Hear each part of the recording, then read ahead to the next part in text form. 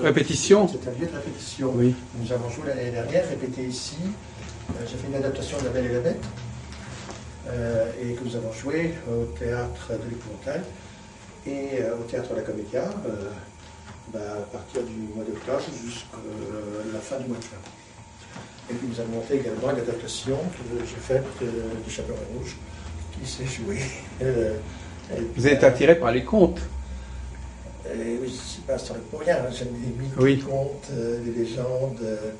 Et là, pour adultes, j'ai fait une adaptation du livre de Stevenson, de Tajiki et le Mystère Hyde. Oui. J'ai monté une pièce sur le mystère Hyde, et nous sommes en train de le répéter pour le jouer à la rentrée. Voilà. D'accord, bah écoutez, donc c'est un lieu assez particulier. Là, je donne des cours de théâtre. Je forme des élèves, et après ça, j'essaie de me servir de passerelle autant que je peux pour leur permettre d'entrer dans la vie active. Bah oui, bien sûr. C'est pas assez simple que ça. J'imagine. Donc on a fait un cadre, chambre, les éléments de décor de Hyde. Oui, donc je disais qu'on aurait pu imaginer de faire venir une quinzaine d'astrologues, discuter d'astrologie avec vous dans le cadre d'un colloque. Oui, enfin, grâce à vous en tout cas, on retient cette idée éventuellement. Oui, sur un sujet qui est assez brûlant, je sais pas si vous avez suivi un peu les débats, c'est la question la question de la prévision. Alors, est-ce que vous êtes un astrologue qui fait des prévisions? Je vais poser une question un peu à la fois brutale et ingénue, mais quelle est votre philosophie de la prévision? Je vois qu'on peut prévoir le devenir d'un mensonge, mais qu'on ne peut pas prévoir le devenir d'un songe. Plus la personne est elle-même, plus elle est imprévisible. Plus elle obéit à des schémas psychologiques, sociologiques, ethniques, culturels, puisque nous sommes déterminés par un microclimat familial, un milieu sociologique, une époque, etc. Donc il est statistiquement possible de dire vraisemblablement il va faire ça, plutôt que ça et ça. Mais toujours l'homme échappe, de mon point de vue, et même s'il n'y échappait pas, il faut qu'il puisse y échapper à ce qu'on peut dire de lui. Donc en d'autres termes, plus un être est lui-même, plus il devient atypique, plus il devient un être singulier, moins il est prévisible. D'où on prévoit, la plupart du facile de prévoir si quelqu'un le devenir d'un mensonge. Si, c'est facile, c'est logique. Il va se passer ça. On connaît la destinée d'un secret. Un secret, il ne fait pas se révéler. Donc on peut toujours, on peut dire tout de suite, quelqu'un le saura. Vous le savez, donc les autres le sauront. Un mystère, ça s'éprouve. Ça ne s'éprouve pas. Voilà, mon point de vue. Mais moi je dirais, il faut prévenir. Oui, préparer, prévenir. Prévenir en disant si vous continuez à boire du whisky par jour, plus 60 codes par jour, évidemment, statistiquement, il va vous passer des choses comme ça. Mais pas forcément d'ailleurs, pas forcément. Vous prenez des risques. Oui, mais mes propos sont une proposition. Et quel que soit le message du ciel, aussi pertinent soit-il, nous devons décrypter, nous qui êtes les égyptologues, nous devons décrypter les choses et nous sommes de plus ou moins bons interprètes, je parle de moi, en d'autres termes. Donc il faut y aller, il ne faudrait pas enfermer dans un avenir futile, heureux, une personne. Alors là, vous parlez beaucoup de l'individualité. Oui, pas d'individualisme. Alors, il y a aussi la question du collectif. Pensez-vous on dit souvent que c'est plus facile de prévoir le destin d'un groupe que le destin d'un individu. Parce qu'il y a des probabilités. On sait que, par exemple, dans un groupe de gens donné, il y aura un certain nombre de personnes qui feront des enfants. On ne sait pas ce qui va arriver à une personne en particulier, mais on sait qu'il y aura des statistiques qui feront que il y aura un certain pourcentage de maladies, il y aura un certain pourcentage de naissances, un certain pourcentage de morts. Et donc l'astrologie si j'ai bien compris, enfin, l'astrologie aurait plus de chances de prévoir au niveau d'un ensemble de gens qu'au niveau d'une personne en particulier. Tout à l'heure, vous nous disiez que l'individu, quelqu'un qui est très individué, n'est pas prévisible en fait. Vous allez être lui-même, moins il est prévisible. C'est cela. Je dirais avec une métaphore, alors on ne peut pas prédire le devenir d'un songe. Alors, on peut le favoriser, mais on ne peut pas le prédire.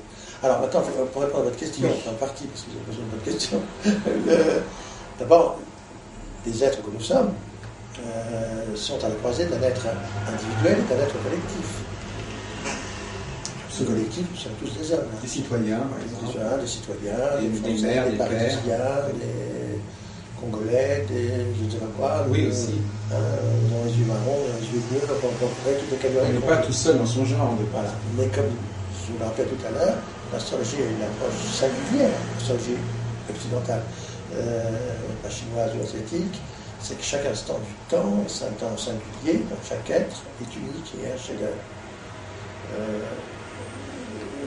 Voilà, maintenant, la plupart du temps, nous nous expliquons aussi par les relations avec nos parents, par la génération, par notre milieu sociologique, par notre histoire aussi, qui nous rend malheureux, nous rend heureux, ou les deux d'ailleurs. Mais ce qui est prévisible, c'est la répétition. Oui. C'est la répétition qui est prévisible. C'est-à-dire que si la personne fait toujours les mêmes choses, mais il se passera toujours la même chose. C'est le scénario qui est prévisible. Voilà, donc alors, il y a comment sortir du scénario, en d'autres termes. On sait que Thésée, quand il va tuer le Minotaure grâce à Ariane, trahira Ariane et deviendra le Minotaure. Donc on n'aura pas tué le Minotaure. On le sait avant. On le sait avant, on peut lui expliquer. Il dit, voilà, on va jouer différemment. Comment vous rejouez ce mythe-là? Bon, la personne qui est dans la vengeance, si vous voulez, Monte Cristo, c'est un échec. On sait devenir la vengeance. Ça ne fonctionnera pas. Ça ne peut pas fonctionner. C'est-à-dire que Hermione, quand elle fait tuer Pyrrhus par un reste d'Andromaque, de Racine, elle croit soulager sa douleur en tuant l'objet d'amour perdu, et ça n'arrange pas les choses du tout. Ça n'arrange pas les choses du tout. Donc nous, on sait ça. La personne à la vengeance se dit, d'accord, ok, mais ça ne résoudra pas, ça ne va pas répondre, ça ne va pas satisfaire. Et à Monte Cristo, tu parles quatrième traître qui est devant lui.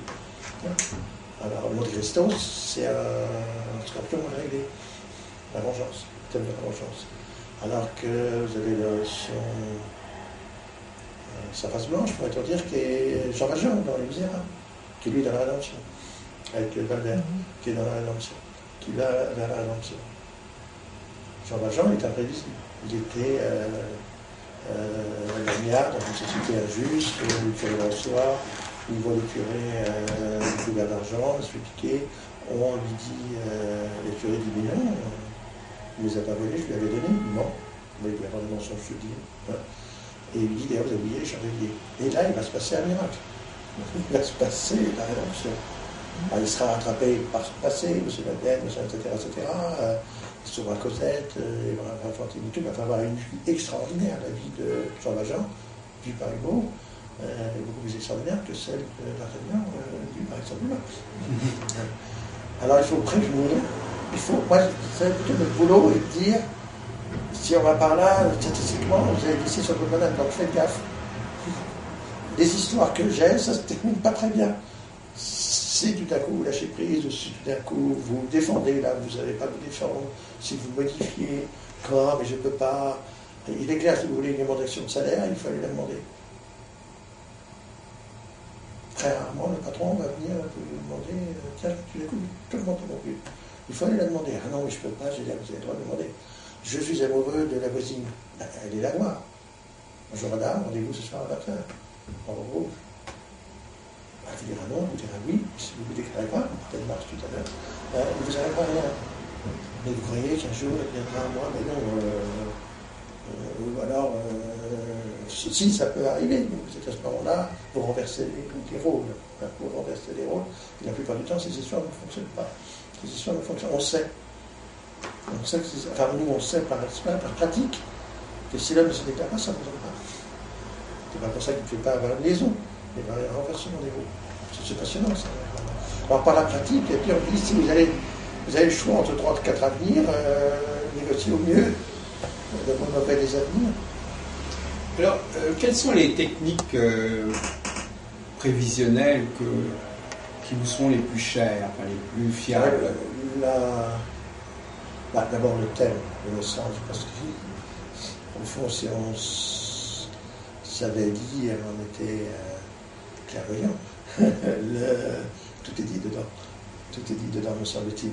Mais moi, j'utilise la révolution solaire. Je peux utiliser la révolution lunaire pour des ponctuels au mois. J'essaie d'adapter mon outil de prévision. Vous parliez de collectif de l'astrologie mondiale. Oui, également. Quel bon outil pour pouvoir répondre aux questions que la personne se pose. Souvent, la personne qui vient voir l'astrologue avec sa révolution solaire, elle est contente parce qu'elle va pour un an. Alors, elle peut avoir une vision des grands enjeux de l'année et il s'en souvient. Il sait que cette année, ça va être pas là, et ça va se tramer comme ça. Mais la raison la plus profonde pour laquelle une personne vient, c'est pour savoir si ça sera vivant dans un an. Si ça a toujours envie? Oui. C'est l'infra-question. Et on peut y répondre en astrologie à cette question? Non. Et oui. Mais non. Et oui. Non, on peut travailler sur les thèmes de la mort, des personnes de naissance et de mort pour aller voir.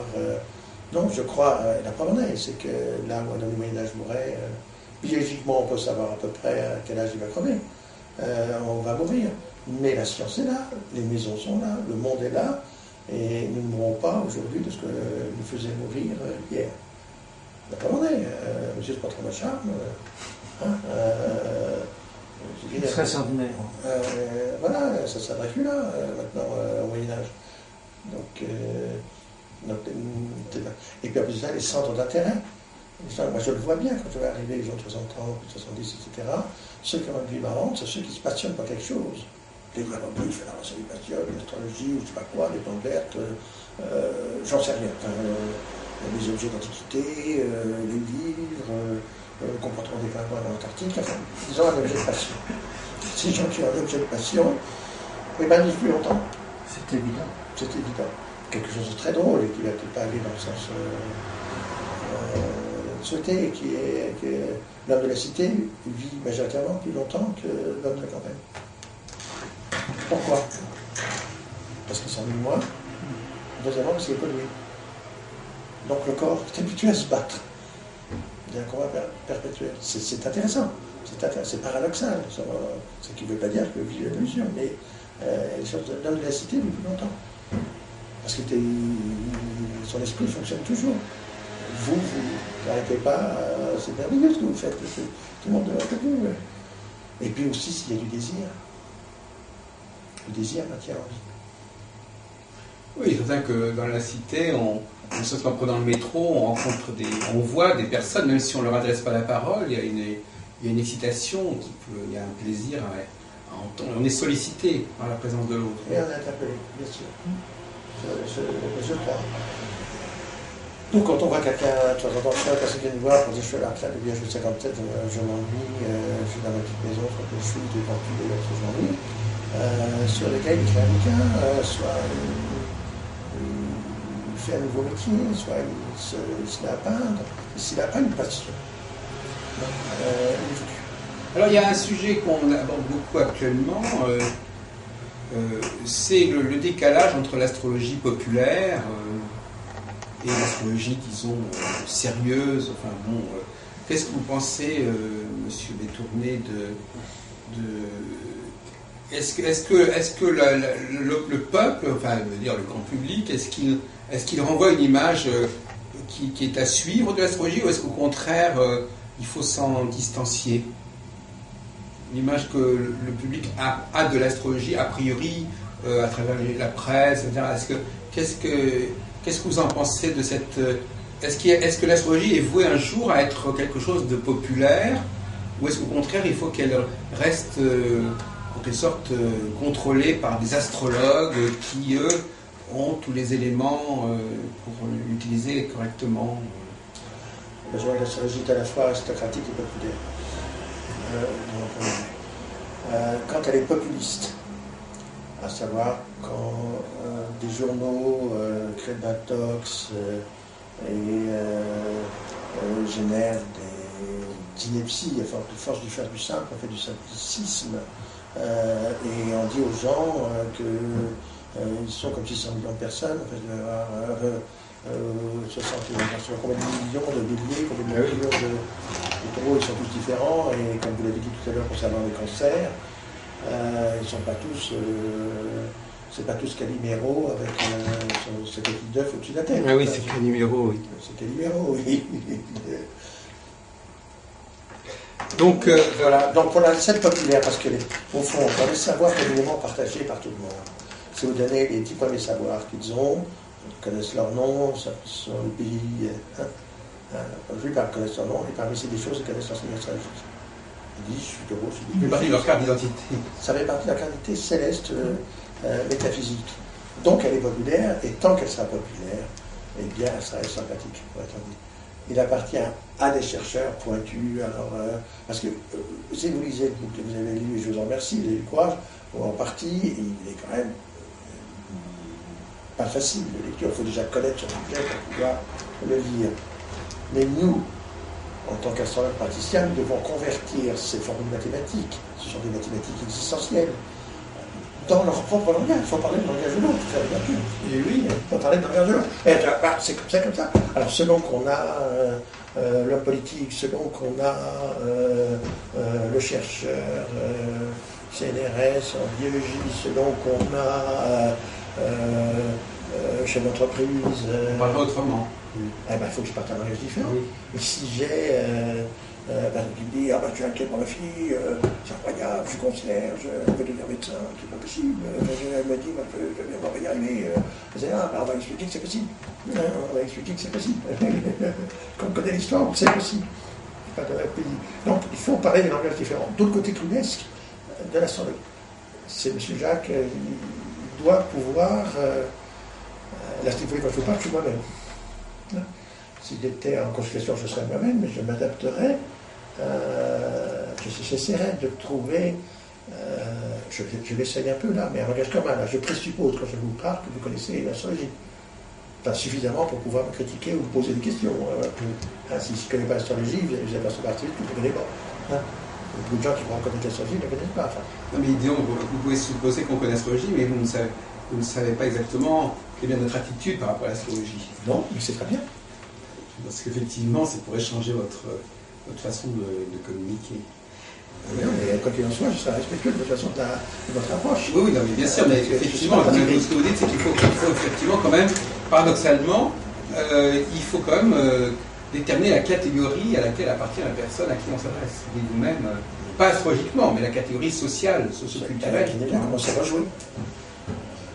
Et psychologique.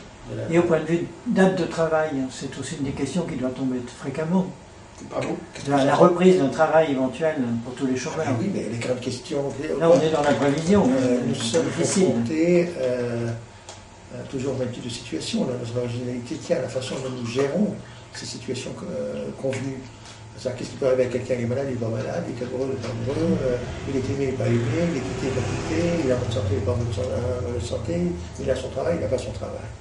Bon, la personne qui perd son travail, c'était très dans les années glorieuses, quand les cadres pompidoliens ont perdu leur boulot, on avait les femmes des cadres pompidoliens disant, on va faire épouser quelqu'un d'important, il travaille bien par mois, il va bosser, il a un costume 3 pièces, il va retrouver du travail tout de suite. On a créé une catégorie sociale qui était artificielle et qui marchait parce qu'on était en pleine expansion économique. Mais il est évident que l'expansion économique c'est Castagnol, il est logique. Castagnol, parce qu'il ne se donnait pas tout à fait de nécessité, donc il fallait qu'il se recycle. Il faut dire que c'est de l'époque. Voilà. Le climat socio-économique. Moi, l'astrologue, il faut faire autre chose que rester derrière son bureau. Il faut. Plus on fait de choses, mettons du théâtre, moi j'ai monté une entreprise, de faire des choses comme ça, plus on est à même de pouvoir parler aux gens. À même de parler aux gens, de comprendre alors, le problème de Le gars qui arrive en disant je suis foutu, j'ai perdu mon travail, je ne dis pas à ma femme parce que j'ai honte par rapport à ma femme de ne pas le dire, c'est un cas récurrent, c'était un cas récurrent. C'était un cas récurrent. Et j'ai dit, parce que je n'existe plus si je n'ai pas de travail. J'ai dit, ben alors il faut que vous fassiez de l'argent pour avoir le droit de dormir avec votre femme. C'est la question. Alors, je vais reposer la question différemment. Hein. Est-ce que si vous n'êtes plus un personnage social, vous n'êtes plus une personne intime? Donc s'il n'y a plus de maison 7, il y a encore la maison 1, il y a encore la maison 4, et on peut inventer une maison 10. Hein. Donc vous n'avez pas tout perdu. Hein. La personne existe encore, la personnalité mais le personnage social n'existe pas. Donc l'être n'est pas qu'un personnage social. Alors maintenant, comment on fait? Soit il faut se recycler, c'est qu'informaticien, vous n'avez pas d'informaticien qui avait un boulot à l'époque, je dis, mais évidemment, vous êtes attaché à votre objet. Votre objet maintenant est devenu obsolète, vous êtes devenu obsolète. Vous êtes une excroissance de l'objet, pour dire.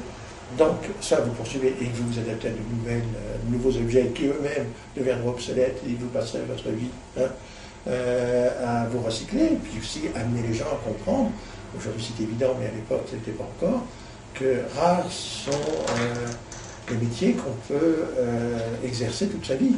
Moi, je suis un dinosaure sur ce plan-là. J'ai toujours exercé ce métier-là et je suis ravi de l'exercer. Mais la réalité des gens, c'est pas ça. C'est pas ça. Alors, ce problème, c'est que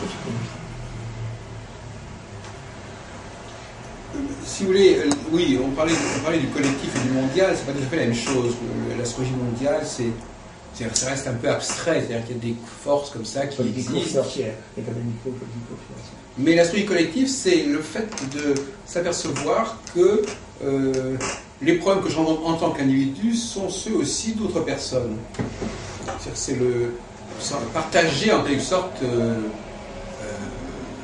il y a cette question de partager une expérience, de voir ce qui.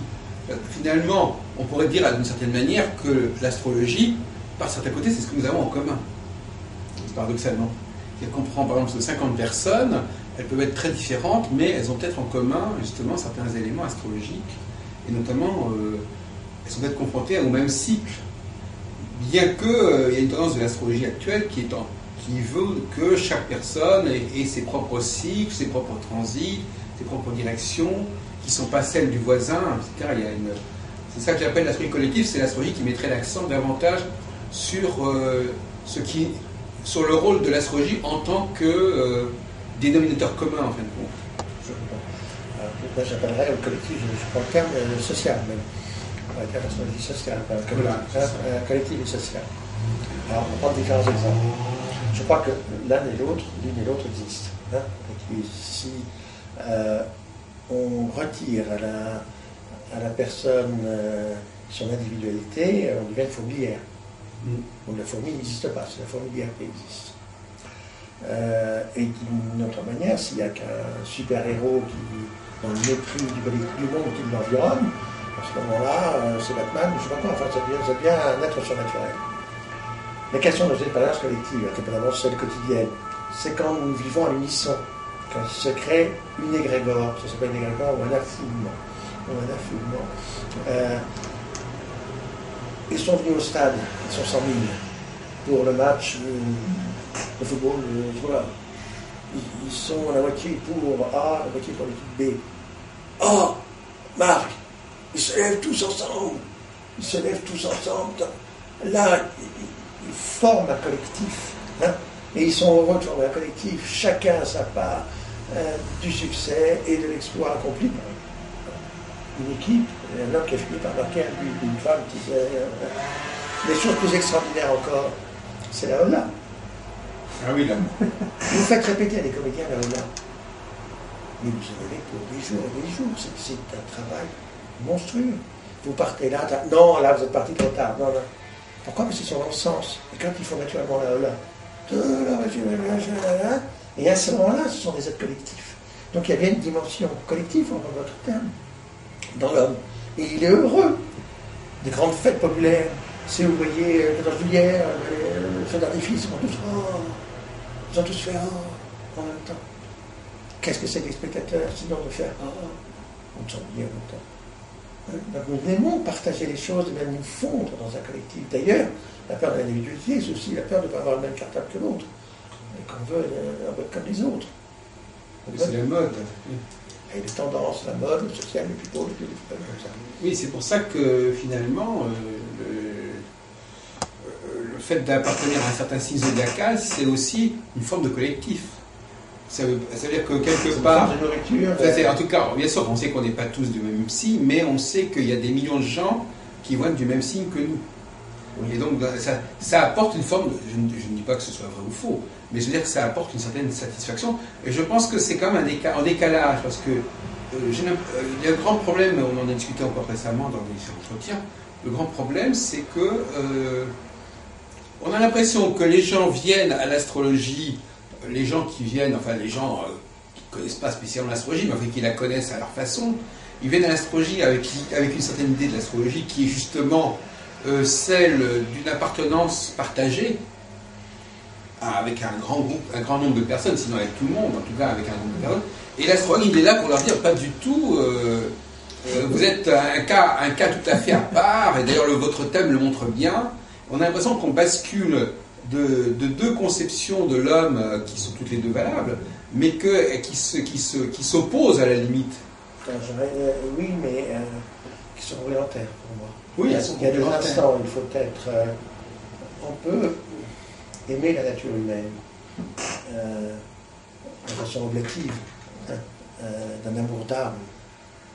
C'est ce qu'on doit faire quand on lâche prise, ou la soirée du coin doit faire, quand on reçoit son consultant, il doit l'aimer pour lui, en soi. Si on aime la voisine, on ne va pas l'aimer en soi, on va l'aimer pour soi. Oui. D'accord? Donc ça c'est le cœur, c'est la différence entre l'eau et le feu. Donc, il y a des moments où nous sommes individuels et des moments où nous sommes collectifs. Et que si on oublie cette dimension collective qui implique la solidarité, qui implique la conscience de l'autre, l'interdépendance, et que si les chômeurs, donc on a plus d'impôts pour les chômeurs,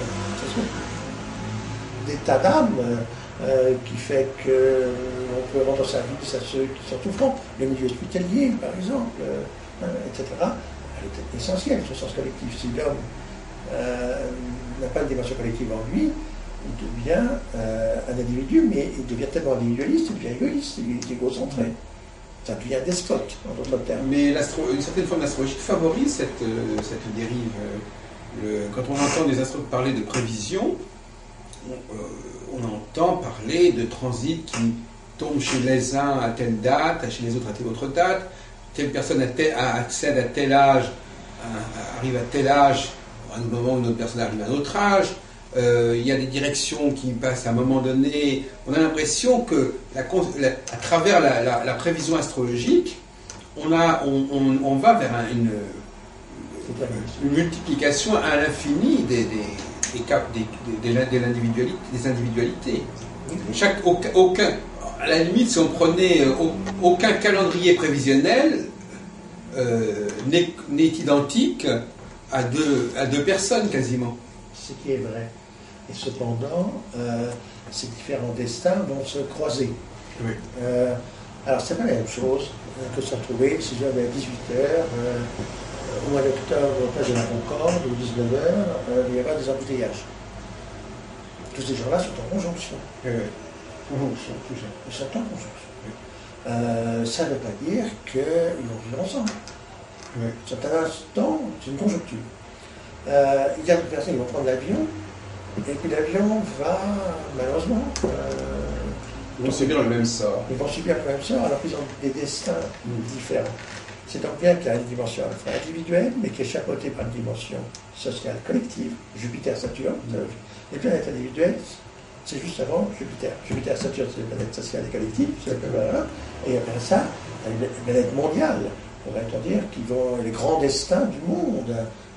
Qui vont faire de la géopolitique, comment se répartissent nos rapports de force, qu'est-ce que c'est que le monde de demain, l'Afrique Nord-Sud, qu'est-ce que la Chine, qu'est-ce que c'est, l'Inde, L'Afrique, qui est dans l'est de l'Afrique, de Proserpine, tout ça modifie la chute du dollar, le pétrole très cher, tout ça modifie les enjeux du monde.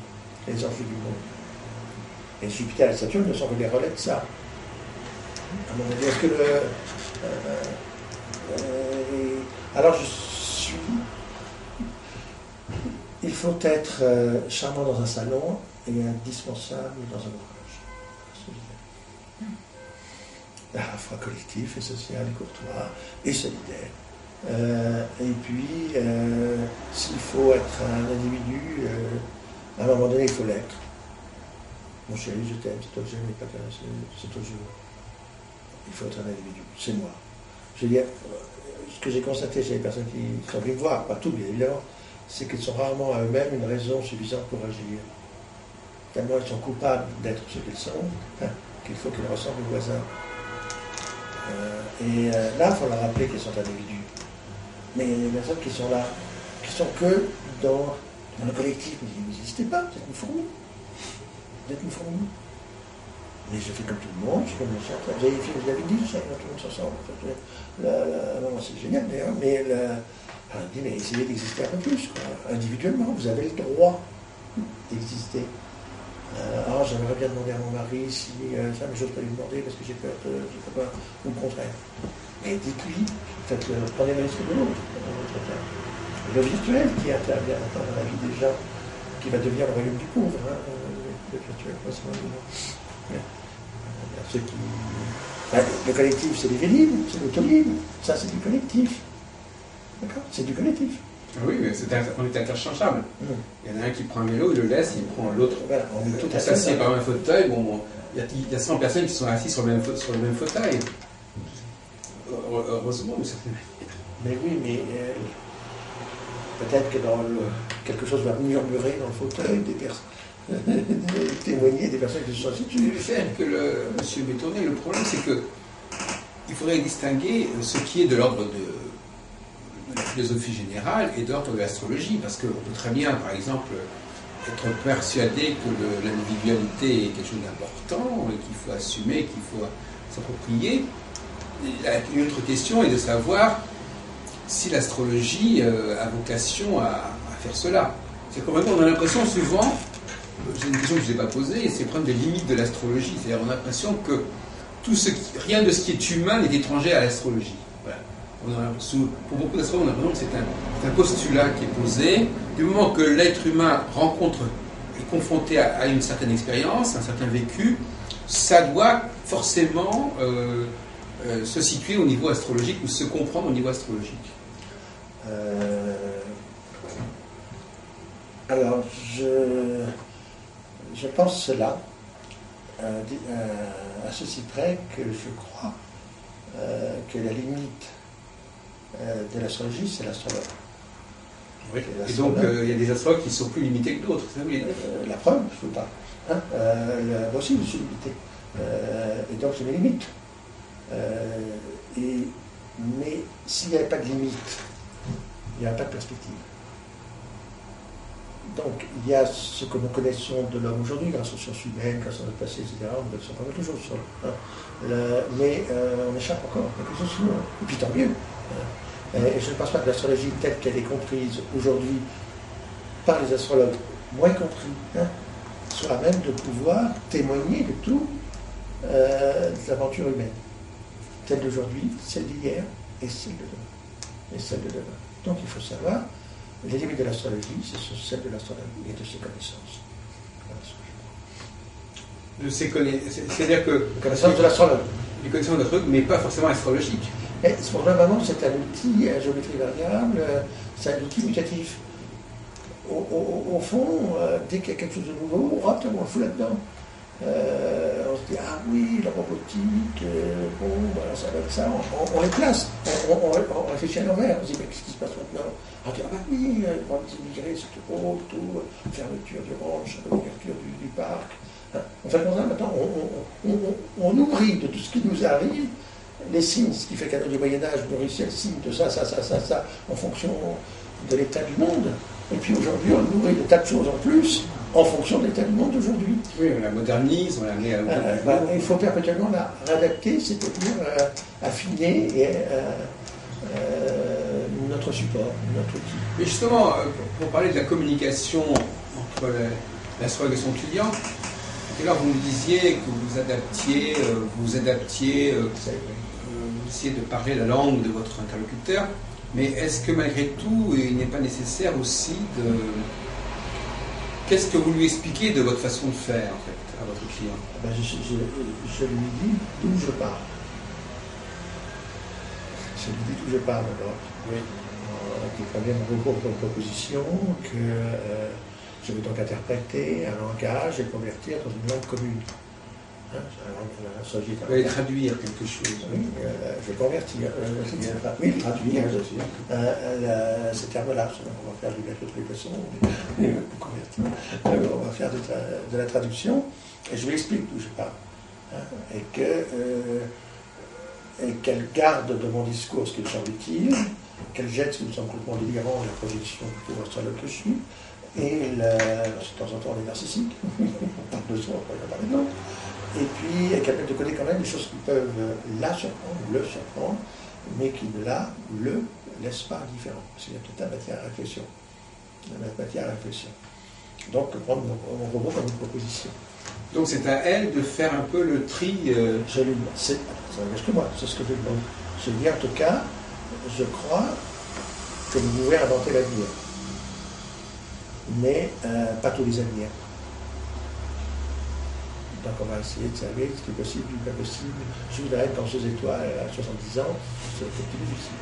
Bon, c'est gros ce que je dis, mais parfois les rêves sont... donc comment reconvertir cela? Comment reconvertir cela? Une femme, une fois, je vais voir, je vais citer un exemple. C'est à vous de voir. Hein. Non, mais c'est pour vous. Oui, non, mais c'est là, je rentre dans l'anecdotique, mais il y a une histoire qui m'a profondément frappé sur. Il y en a d'autres qui sont merveilleux, c'est la femme qui est merveilleuse. Dans un plan, cette femme a été brûlée. Oui. Oui, elle a été brûlée, et donc il veut le voir, elle a été brûlée au troisième degré, puis au deuxième degré, et donc elle a été brûlée, du coup, juste qu'au pied, et si elle avait été épargnée, son visage et ses mains. Cette femme, une trentaine d'années, et était sous le signe du Pluton. La chair. La chair du Pluton en occidentaux. Des brûlures de la chair. Et elle me dit, comment puis-je trouver un travail? Après, là, c'était dur. Après, je dis bien. Je dis, qu'est-ce que tu veux? Alors j'ai dit, et c'est là, si moi je pensais, le pauvre Didier du coin, qui est là, je ne sais pas comment répondre. Avec l'astrologie, le robot, la chair, tu as de l'allure. Pas de l'allure, pas de vélin, du chagrin, peau, le cuir, on va travailler sur la peau. Ah oui, peut-être, ça c'était jamais connu ça. Oui, regarde, on connaissait le Dauphine à l'époque. Je ne sais pas peut-être l'anecdote, mais elle est très jolie. Et la personne va sur mes conseils et mes recommandations, va sur la reliure qui lui apprend la reliure. Et elle devient assistante relieuse. Ça y est, c'est passé ça. J'étais à des courses, elle est tombée amoureuse de son relieur. Mais elle vient me voir, et là la question, si je peux je ne sais pas si je mettrai à la télé, mais je la trouve tellement belle, tellement merveilleuse. Elle va me dire, suis-je encore une femme? Objet de désir. J'ai plus de chair, j'ai plus de proserpine, j'ai plus de taureau, alors est-ce que je suis encore... Oui, bien évidemment, parce qu'elle va offrir à l'homme ce qu'une femme peut lui offrir, c'est la translucidité de son corps. C'est une écorchée. La peau est opaque. Là, dans le translucide. Qu'est-ce que je fais? Uranus en chute, la translucidité. Et puis, si je n'avais pas la stratégie, je ne pourrais pas répondre. Mais là, j'ai des réponses. Elles sont bonnes ou sont mauvaises, mais j'ai des réponses. Et elle a fini par, elle dit, mais comme il était plus vieux que lui, plus vieux qu'elle, lui, il n'ose pas se déclarer, parce qu'il a peur de tuer, j'ai mort de lui.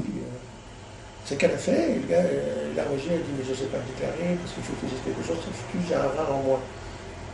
C'est lui qui a... Et lui répond, j'ai un rein en moins, donc je ne sais pas me déclarer. Est-ce que vous voudrez bien d'un homme qui a un rein en moins? Oui, voilà, on arrive, c'était Victor Hugo. C'était magnifique. Donc, comme quoi, Quand Didier ne sait pas répondre, quand l'astrologue ne sait pas répondre, l'astrologie répond. Et là, quand on ne sait pas, je ne sais pas faire de la psychologie de commerce, qu'est-ce que c'est plutôt rose, c'est la chair, et on ressort les fondamentaux. Et à un moment donné, qu'il y a des métiers, un métier, bon, puis il a été brûlé, ça ferait ça bien. Bon ben voilà, c'est ça qu'on arrive à faire de temps en temps. Et de temps en temps, Oui, l'astrologie vous donne des solutions de substitution grâce à l'analogie, justement. grâce à l'analogie, on peut passer d'un registre à un autre tout en restant dans la même structure, en fait. Est-ce qu'il y en a qui vous enregistrent? Oui, beaucoup, plein. Ah bon? Qui vous filme? Non. Oui. Non, ça serait C'est pas votre question. Non, mais j'aurais pas refusé ça. J'ai déjà eu des émissions de télévision, je sais pas quoi, ils sont venus, la journée de l'astrologue, comment ça fonctionne et tout. Bon, j'ai déjà eu ça. Pour les journaux, il y a eu des interviews, des machins, j'ai toujours fait. Mais je ne suis pas un homme public, quoi. Je suis un praticien, je suis un anonyme. Alors justement, est-ce que l'astrologie vous guide vous-même dans votre vie? Est-ce qu'elle vous permet de mieux comprendre ce que vous faites, ce qui vous arrive? Est-ce qu'elle vous permet de mieux vous préparer à certaines échéances? Moi j'ai l'impression que beaucoup bon, comme on dit, les cordonniers sont les plus mal chaussés, et on a l'impression souvent que les astrologues se servent d'astrologie tant qu'il s'agit de transmettre quelque chose. Ils s'en servent moins dans leurs relations entre astrologues. Ils n'ont pas le besoin de fréquenter des astrologues avec lesquels ils pourraient partager un certain mode de vie, et ils ne s'en servent pas forcément avec beaucoup d'efficacité concernant leur propre vie. Et puis une autre question que je voulais vous poser, c'était comment la responsabilité de l'enseignant en astrologie, qui n'est pas la même que celle qu'on peut avoir avec un client qui vient de temps en temps vous voir. Un consultant. Deux questions. Il y a trois questions en fait. Votre rapport avec, comment vous comparez votre rapport avec votre client, enfin disons que le client on en a déjà parlé, mais les élèves c'est pas tout à fait la même chose que des clients ou des consultants. Ce sont des gens qui vont s'imprégner davantage. Et puis vous-même en plus, alors vous êtes censé être complètement imprégné, ou bien est-ce que vous en protégez, ou bien est-ce que vous vous distanciez par rapport à ce que l'astrologie pourrait avoir à vous dire, à vous personnellement, ou dans votre vie sociale, ou sentimentale, ou professionnelle? Alors je ne l'utilise pas dans ce sens-là, mais pour moi c'était un chemin de quête, un chemin de recherche, un outil de compréhension, une sorte de sagesse, de poésie. Et je vis l'astrologie comme des mathématiques existentielles. Parce ce qui m'intéresse, c'est l'en-soi de l'astrologie, me passionne égoïstement, parce que c'est un outil formidable. On peut faire de la métaphysique, on peut philosopher, on peut aimer, et moi, j'aime ça. Maintenant, et dans le respect, la compassion, l'empathie de ce consultant. Concernant les élèves, il y a un grand danger, c'est la gourouisation, oui, un professeur est un transmetteur. Et donc, les élèves peuvent boire vos paroles et vous vivre comme étant pourvus de propriétés magiques. Et donc, on les fait régresser. Alors apprendre, c'est leur dire, vous n'avez plus besoin de moi, vous pouvez vous faire votre propre lecture, et d'ailleurs inventer vos propres systèmes d'interprétation. J'ai une fille qui est allée dans l'école Gapé, oui. Elle m'a filé, elle voulait faire l'astrologie, je ne voulais pas apprendre l'astrologie, je lui ai dit, va à l'école, parce que sinon tu vas être complètement enfermé dans ma part. Après, elle a suivi ça, elle me suis dit, là-dessus, d'ailleurs j'ai regardé ce que... Quelle est la durée de séjour à l'école? C'est la mienne? Oui. Ah, ce sont des cours, ce n'est pas des écoles. Alors j'ai donné des cours collectifs, mais il fallait toujours que je nivelle, j'adapte à la personne qui comprenait plus difficilement. Alors j'ai pris plus. Et donc à ce moment-là, il y a des gens qui comprennent plus vite que d'autres, ou parce qu'ils ont déjà un bagage culturel, etc., qui fait ça. Puis encore une fois, on ne fait pas des langages différents. J'ai donné des cours, j'arrivais à 10, 12, 15, ou des conférences à 40 là, comme vous avez vu, alors ça peut être partout, alors là, c'est des grands discours génériques. C'est très inspirant, le collectif, c'est tout à fait, on est transporté, on est porteur de plus grand que soi-même, en d'autres termes, il y a une vastitude. Et puis après, de donner des cours particuliers, puis les gens sont pointus pour leur donner des cours particuliers. Ou de faire des rajouts sur l'âge, j'ai lu votre bouquin, ou je sais pas quoi, les dignités, les planètes, dans les signes, j'ai l'air d'être spécialiste, j'aimerais bien avoir un peu d'informations. Alors, on leur donne juste un petit éclairage là-dessus. D'accord. Là, c'est bien. Soit il faut tout leur apprendre. Tout leur apprendre, c'est quasiment une histoire d'amour. Enfin, tout leur apprendre, c'est un sacerdoce que d'apprendre. Parce qu'on travaille à ce que l'élève n'ait plus besoin de vous. Alors, est-ce qu'il faut 3, 5 ans? Ça dépend de la personne. Ça dépend ce qui... Je pense qu'en 3 ans, c'est bon. Voilà. C'est bon ou alors ça ne sera jamais. En tout cas, une personne sait, et c'est pas le cas de lui apprendre, soit elle ne sait pas, elle ne saura jamais. Si elle n'a pas l'intuition. Oui, voilà. S'il n'y a pas ce feeling, je crois qu'il faut... Ce qu'on peut apprendre à l'élève, c'est qu'il ne sait pas qu'il sait. On lui révèle qu'il sait. Apprendre, c'est prendre. C'est soit ça passe par l'un, ça passe de l'autre. Parce qu'il ne prend pas, je dis, mais c'est comme le voleur de Bagdad. Le savoir, ça se prend. Et puis ça se garde, c'est le vôtre maintenant. On donne un cours, donc ça vous appartient bien, si je vous l'ai donné. C'est à vous, vous en faites ce que vous voulez. Et vous le rejouez comme vous avez envie de le jouer. Mais si vous ne le rejouez pas, en racontant le soir au café, ouais, mais après c'est votre chien, plutôt moi, parfois, et vous ne le remettez pas dans votre langage, vous n'apprendrez jamais. Donc remettez-le dans votre langage, à ce moment-là, ça fonctionnera bien. Mais enseigner, c'est cultiver l'art de rompre. Oui. Il faut préparer une sorte de... Même la consultation, par certains côtés. Il faut aussi qu'à un moment donné, la personne n'ait plus forcément besoin de l'astrologie.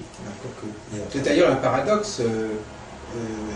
On ne sait pas si l'astrologue, si le but c'est de faire que les personnes, justement, ne puissent plus penser le rapport au monde sans l'astrologie.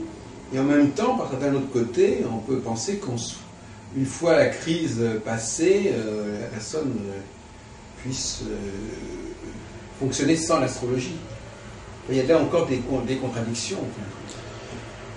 Écoutez, quelqu'un qui suit une psy peut y aller 1 fois, 2 fois, 3 fois par semaine, et ceci pendant 10 ans. Un astrologue, c'est quelqu'un qu'on peut voir 1 fois dans sa vie. C'est quelqu'un qu'on peut voir tous les ans. C'est quelqu'un qu'on peut voir, c'est le cas plus fréquent, bien tous les ans, on voit l'anniversaire. Et puis il y a ceux qui sont en crise. Ils ont perdu leur boulot, leur femme les a quittés, ils ont perdu bien être cher, ils sont un père identitaire ont explosé. Alors à ce moment-là, il y a un suivi. Et au fond, ils ont besoin ils ont besoin d'un ange. Ils ont besoin d'un ange. Un messager. Un ange. Fait Père Miguel. Et au fond, il faut annoncer la bonne nouvelle. À la prédire, de l'annoncer. Alors là, on est à la limite du coaching, on dirait aujourd'hui, on est dans le coaching. Voilà. On est dans le coaching, parce que si la personne vient,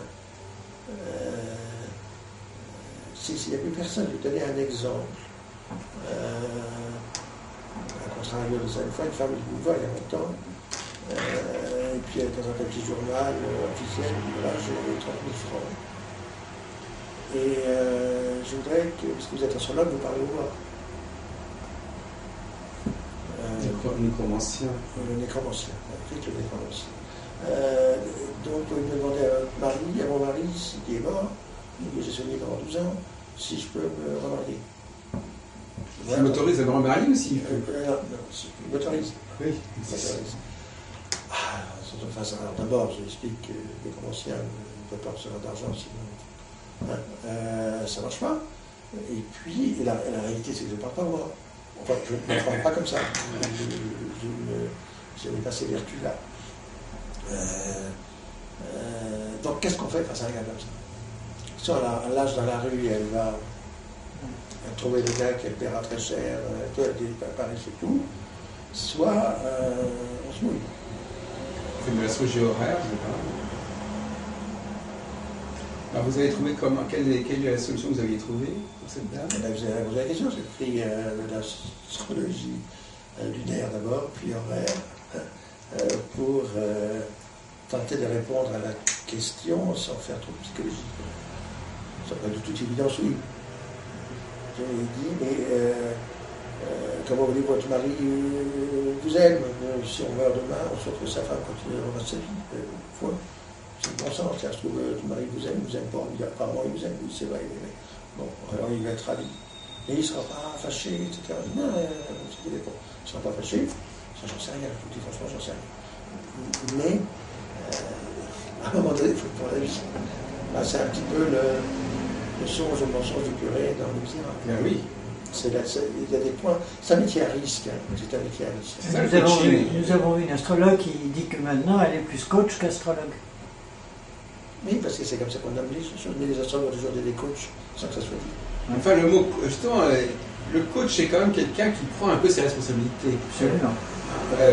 Et qui dépasse d'ailleurs parfois le cadre de l'astrologie, alors que l'astrologue, lui, il va d'après le livre. Enfin, et comme vous disiez vous-même, dans certains cas, vous préférez vous reporter à ce que dit l'astrologie que de vous engager. À part quand j'ai fait du coaching, pour parler comme ça, parce qu'on en fait du coaching, à ce moment-là, j'ai mis mon expérience, mon vécu, un peu de Didier, dans ce que je crois, mais je n'ai pas à imposer une vision du monde à l'autre. Oui, mais alors justement, est-ce que l'astrologie n'a pas une vision du monde à... Non, c'est l'astrologue qui a une vision. Oui. C'est pas l'astrologie. L'astrologie est un outil neutre. Ah oui. C'est décrit par un être avec une vocation spirituelle. Il va spiritualiser l'astrologie. Derrida, Reperti, et c'est tout à fait beau. Ils ont projeté leur poésie sur l'astrologie et l'astrologie répond. Parce qu'elle est spirituelle aussi. Si le gars il est psychologique, il va projeter de la psychologie et de l'astrologie, et l'astrologie est psychologique aussi. Si c'est plus la référente de sociologie, il va projeter de la sociologie et ça va fonctionner. L'astrologie va lui répondre. Mais ça engage celui qui utilise l'astrologie, pas l'astrologie. Elle est adaptable. Mais c'est nous, les astrologues, qui idéologisons d'une certaine manière par nos croyances et respectueuses. Alors, justement, je vous avais posé une autre question, c'est-à-dire la question de savoir que... Je crois que vous m'avez répondu d'ailleurs que vous ne savez pas d'astrologie pour vous. Que l'astrologie n'est pas... Vous ne comptez pas sur l'astrologie pour mener vos affaires, votre vie. Ayant je ne sais pas si j'ai entendu ça, mais...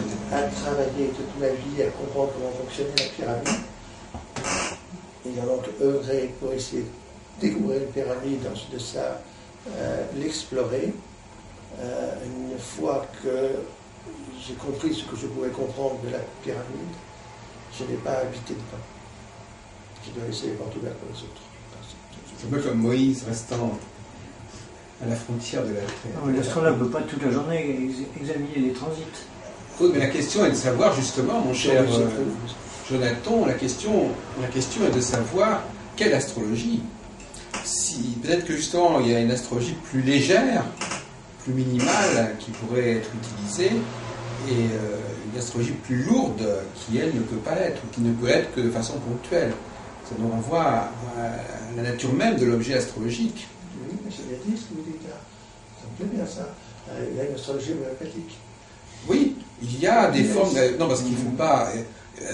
il est certain qu'en effet, vous avez raison, une astrologie, avec toutes ces nouvelles planètes, tous ces aspects, tous ces transits, il y a toujours quelque chose qui se produit. Moi j'appelle ça le déluge astrologique ou l'inverse, qu'on est constamment bombardé, voilà, le mot est juste, bombardé par ceci, par cela, ce qui donne d'ailleurs une image. Là, quand même, il y a une philosophie sous-jacente de l'astrologie qui est quand même assez inquiétante, effectivement.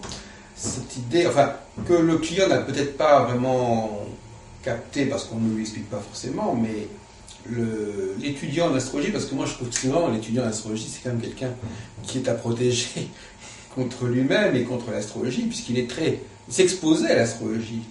Il est même menacé d'une overdose d'astrologie, parce que justement, on lui met entre les mains le client, on lui donne pas les il est protégé par sa propre ignorance, en fin de compte. Il va de temps en temps chez l'astrologue, mais il ne peut pas consulter les astres en permanence. L'étudiant en astrologie, lui, il en serait capable, il en aurait les moyens, et il pourrait en abuser. Ça, c'est une responsabilité partagée par le professeur. Si on enseigne quelqu'un, on se responsabilise. Oui. C'est après entretien. C'est d'ailleurs une forme de coaching, l'enseignement, parce que le côté... Il y a des personnes qui peuvent être, entre guillemets, sectaires ou sectarisables, ou sectarisants, qui peuvent devenir idéologisants, inquiétants, un pense à tout, un peu parano. Donc, il y a des entretiens préalables, c'est ce que je fais, ah oui, avant de donner un cours à quelqu'un. Ah, d'accord. Non, parce que on peut très bien faire avec des bonnes intentions. Surtout, c'est pas botanique, l'astrologie. C'est un outil, pas ça de l'utiliser ce qu'il veut. Hein. Si on demande comment on fabrique une bombe atomique, l'astrologie peut répondre. Il y a une déontologie d'enseignant qui ne doit pas former n'importe qui. D'abord, on doit y croire.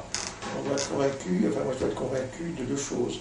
D'abord de sa motivation et deuxièmement de mon aptitude à pouvoir répondre à sa demande. Et je peux être convaincu par sa motivation, mais me dire c'est pas moi qui faut, c'est quelqu'un d'autre.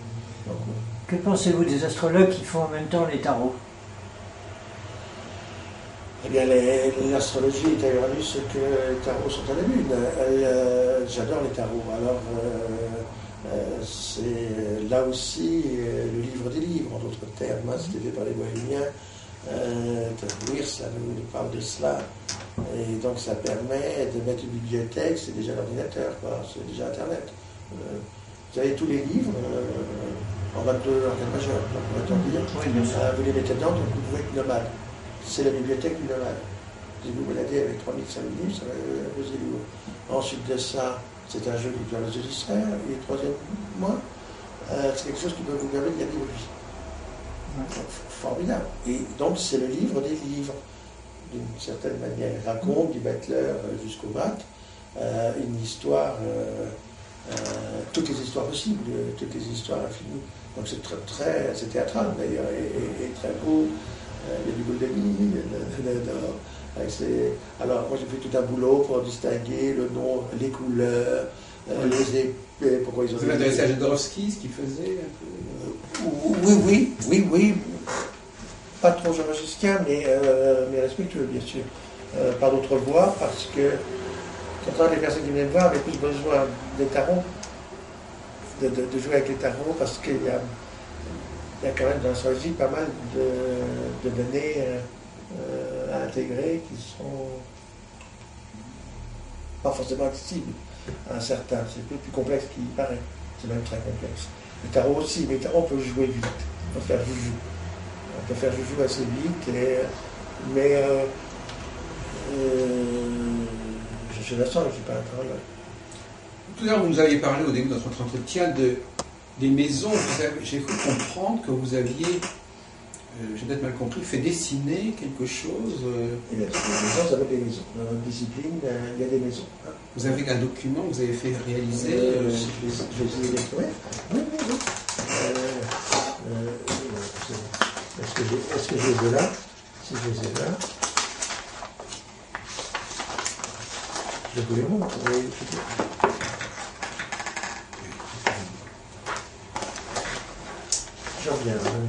Faites une pause. Voilà, mettez-les en ordre. Le document que Didier Pétourné a fait dessiner pour illustrer les secteurs des maisons. Et je précise quand même qu'au Moyen-Âge, on avait fait un tel travail, mais c'est vrai que cette tradition de l'iconographie des maisons s'est perdue. Bien qu'à mon avis, elle ait été conservée en partie dans le tarot, justement. Oui, exactement. C'est une sorte de tarot. Parce que par exemple la maison 8 va quelque part ressembler à l'arcane de la mort, de l'arcane 13. Je peux photographier. Ça c'est notre ami. Voilà, je crois que c'est pas ce dessin-là que je cherche. Parce que ça, c'est le zodiaque. Mais, mais ça, c'est une maison colorée par moi. Ah oui, d'accord. Mais ça, c'est c'est pas ce que j'appelle les maisons. Moi, on en reparlera, mais ce sont des cercles. Il y a une tradition de l'iconographie des maisons, et donc Didier Bétourné a éprouvé le besoin de la reconstituer. Oui, tout à fait. La figuration, le visuel. Mais là, vous ne représentez pas les maisons, là. Non, mais ici, c'est un décor d'une Oui, maison. c'est ça, oui, mais ça, c'est un truc. Mais ça fait partie des pronostications du XVIe siècle. Alors, je ne sais pas de la Renaissance. Donc, le travail lui-même consiste en ça. Essayer